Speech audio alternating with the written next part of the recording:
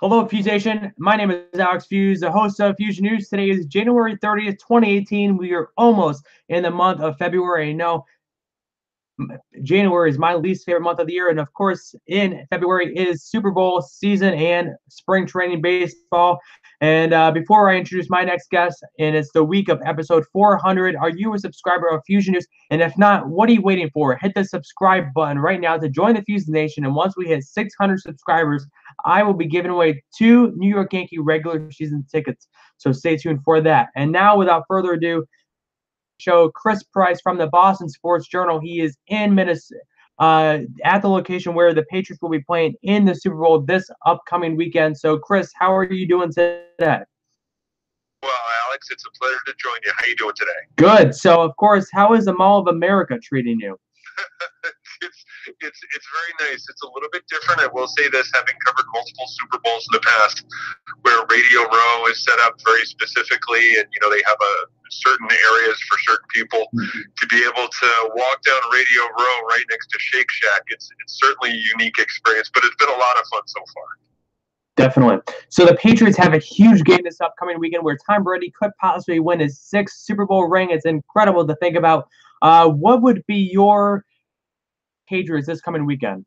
I think really the biggest concern if you're a Patriots fan is finding out a way to diagnose and kind of disable the Philadelphia Eagles run-pass option. It's a unique offensive setup, one that the Eagles have had success with over the last, handful of games in the regular season and into the postseason. It kind of minimizes any sort of issues you might have and quarterback play.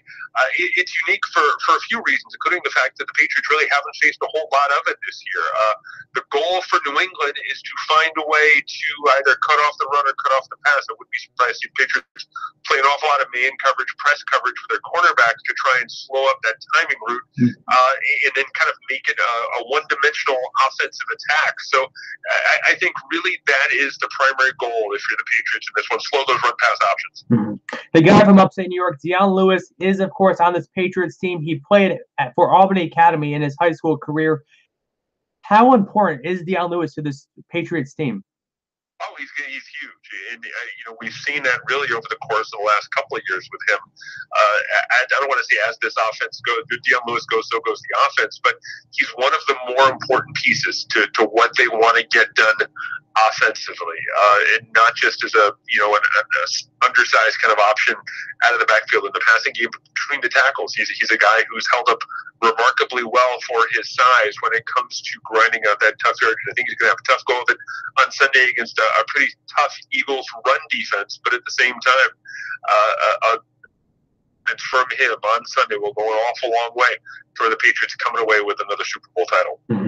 Chris, should Patriots fans be worried about Gronkowski's injury, or do you feel like he will definitely be ready for this upcoming game? There is out here, the phrase that I keep hearing is there's a growing sense of optimism that he's going to be okay to play. I believe he's completed 4 of the 5 steps that he needs to kind of graduate from the concussion protocol program. But the last one, I believe, is a full contact padded practice, which he hasn't gone through quite yet. But yeah, there is a sense that he's going to be on the field sooner rather than later for this team. The only question is how effective he's going to be. I think he's going to be okay. Because again, obviously, like what we just mentioned with Lewis, Gronkowski is a huge part of what the Patriots want to get done offensively. The Patriots came back and won their last game without Gronk and without Edelman. So do you feel like if Gronk, for whatever reason, can't play in the Sunday's game, do you feel like the Patriots are doomed without Gronkowski? I don't want to say I wouldn't say doomed without Gronkowski, but I think the margin for error is a lot slimmer if he's not out there. You need to get an exemplary performance out of the likes of Danny Amendola, which they got in the AFC Championship game. Deion Lewis would also have to, his responsibility level would be increased. You'd also have to get more from, the likes of Brandon Cooks and James White. They could do it, but at the same time, not bigger challenge if you don't have a guy like Rob Gronkowski in the lineup helping you out. Have you made a prediction for this game yet, or not yet?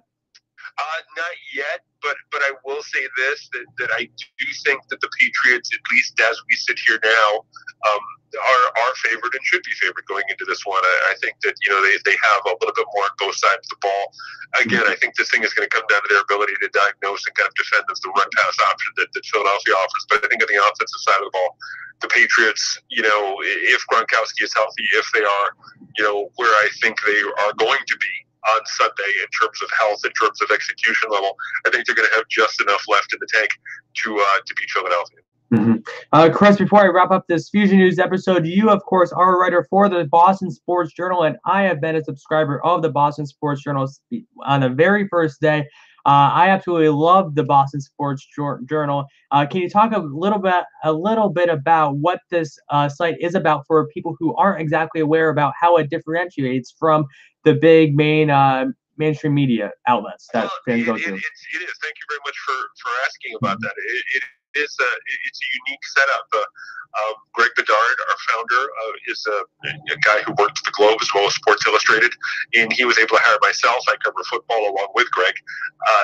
We also have Sean McAdam, who covers the Red Sox, Joey Mack, who covers the Bruins, and Brian Robb, who covers the Celtics. We're a completely independent sports site that was launched just over 6 months ago, July 24th to be exact.